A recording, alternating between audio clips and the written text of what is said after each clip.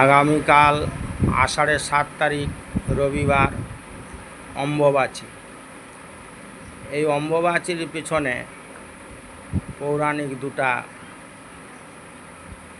প্রথা রয়েছে। এক প্রথা কি শাক্ত মতে মাতা বসুমতী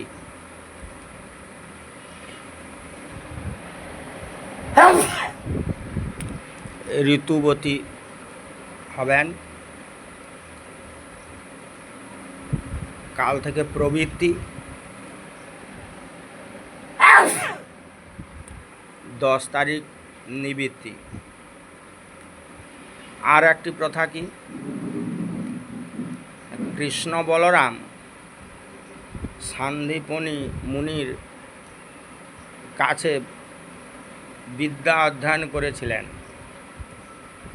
তাই শিক্ষার দক্ষিণা দিতে যেই চাইলেন কৃষ্ণ বলরাম, অমনি মুনিবর বলে উঠলেন, যদি আমাকে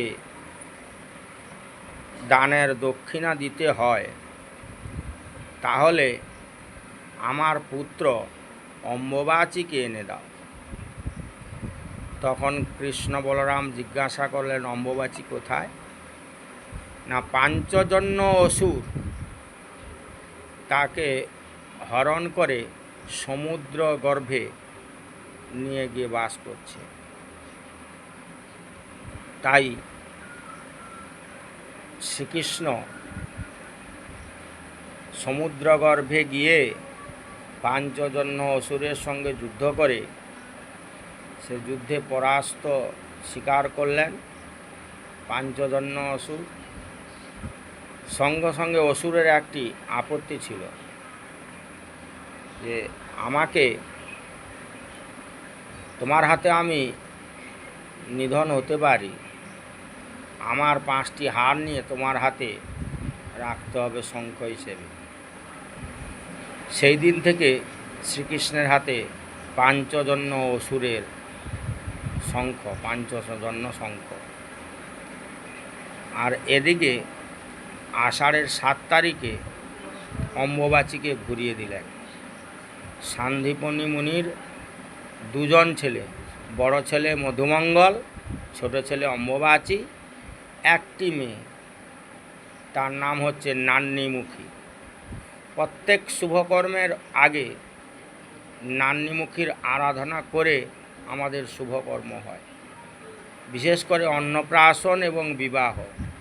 অন্নপ্রাশনে পুরোহিত ঠাকুরদের জিজ্ঞাসা করলে বলবে, আরে তোদের ভোজ্য শ্রাদ্ধ দেওয়া হবে পূর্বপুরুষের শ্রাদ্ধ। ওটা কিন্তু পূর্বপুরুষের শ্রাদ্ধ নয়, ওটা হচ্ছে নান্নিমুখী, মানে প্রকান্তরে দুর্গা। সেই মা দুর্গা, তারই আরাধনা করেই আমাদের প্রত্যেক শুভকর্ম করতে হয়। তাই সান্দিপনি মুনির পিতা হচ্ছে ব্রহ্মণ্যদেব আর মাতা হচ্ছে বড়াই। প্রাণ গোবিন্দের ভক্ত যেখানে হয় তাদের বংশধররা সকলেই ভক্ত হয়। সেই জন্যে